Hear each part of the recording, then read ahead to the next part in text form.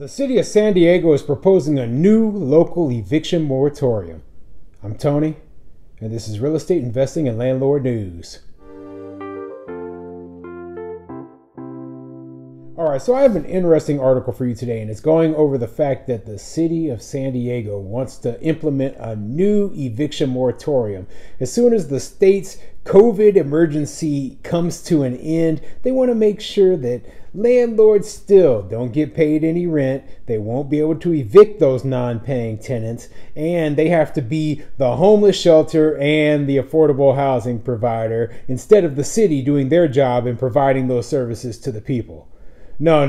I'm sorry. They want to implement a new eviction moratorium because that's what they think the solution to these problems is.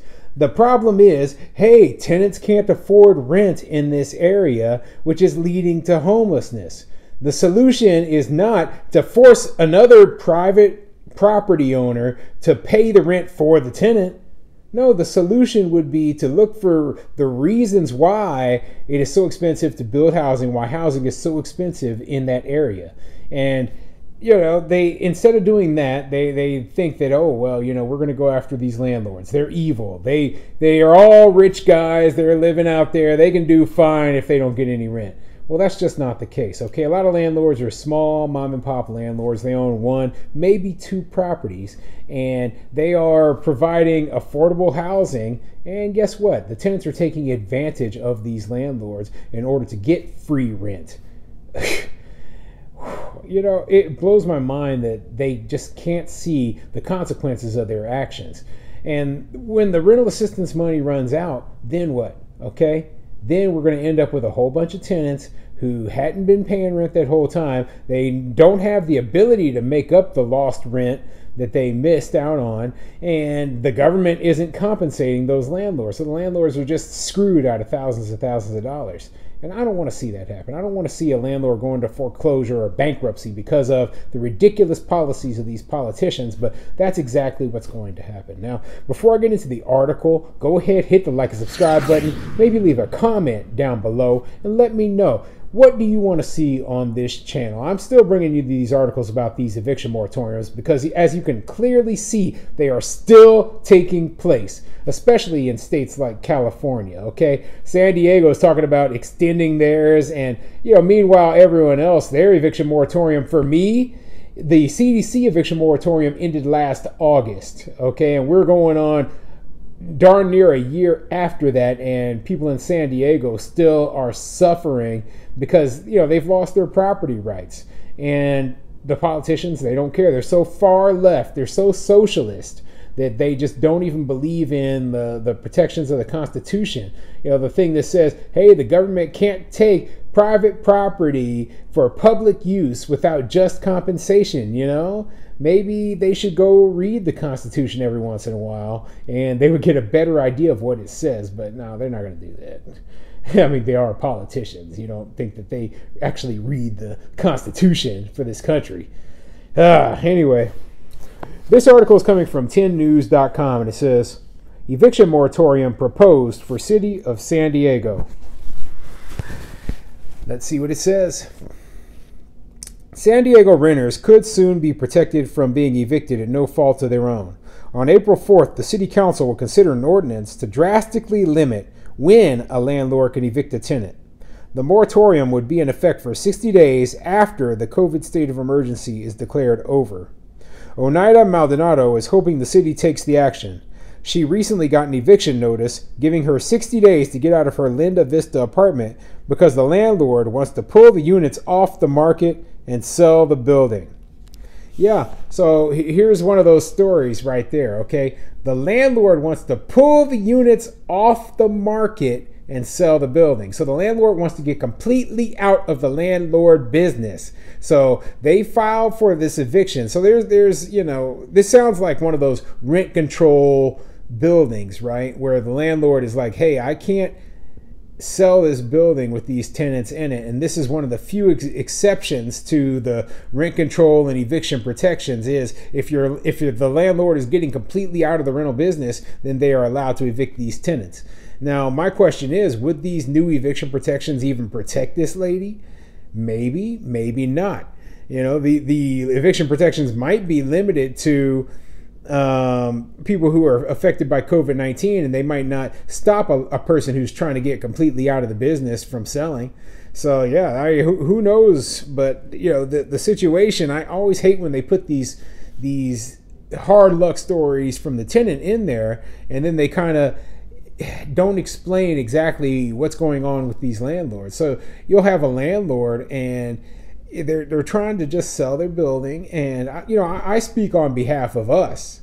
So all you want to do is just get out of the landlord business, sell this property to someone else, and you can't do it. They've taken your property rights away. That's what these laws do. That's what these eviction protections do.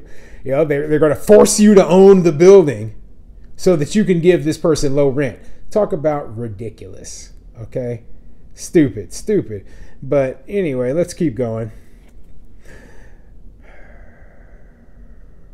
But if the city passes the no-fault eviction moratorium, landlords wouldn't be able to force the tenants out so they can do a substantial remodel and rent the unit for more money, or decide they want to move back in, or simply pull it off the market. The ordinance is similar to the county's eviction moratorium, which expired last August and had not been replaced. So it says the landlords wouldn't be able to evict tenants so they could remodel the units. They wouldn't be able to evict tenants so that they can rent the unit for more money, and they wouldn't be able to evict the tenant if they decide they want to move back in or pull it off the market. So that means that let's imagine you're a small landlord. You own a single family house, right? You moved out of town. Maybe you were in the military. You moved out of town for a few years, and now you're trying to get back into San Diego. So you're like, hey, I want to evict this tenant so that I can move back into my own house. Nope, can't do that. Nope, that's against the law. The government says you can't move back into your own house. And I'm sitting here wondering, like, what do you mean I can't move back into my own house? That's ridiculous.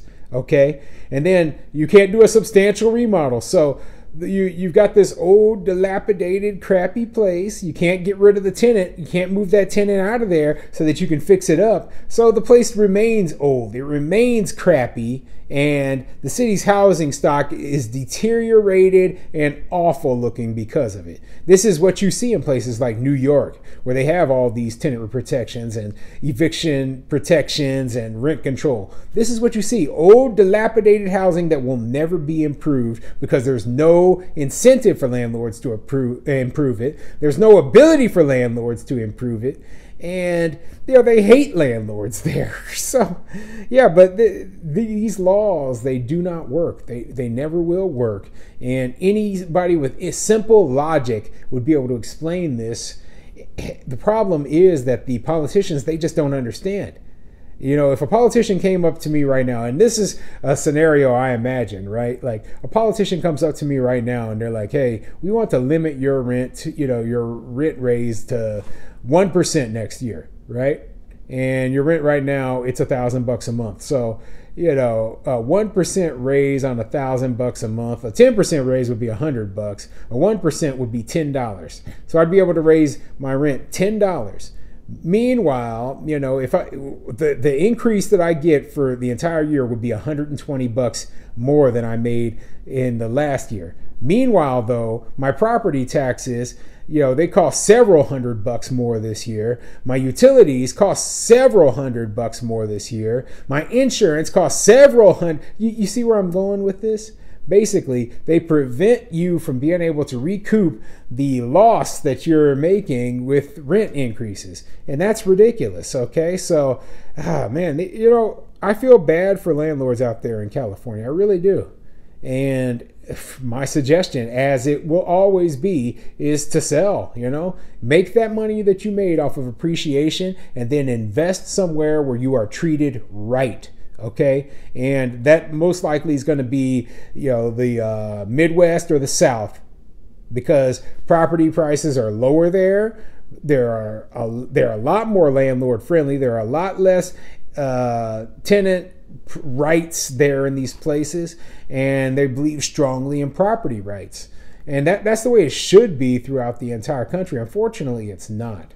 So yeah, I don't want to see a new eviction moratorium anywhere, but it boggles my mind that here we are 2+ years after the start of this whole pandemic, and we still have places that are trying to implement new eviction moratoriums. But I told you this was going to happen. I told you that a lot of these really far left-leaning progressive people aren't going to let this go ever. And we'll see how long they can keep this keep these landlords strung along, okay?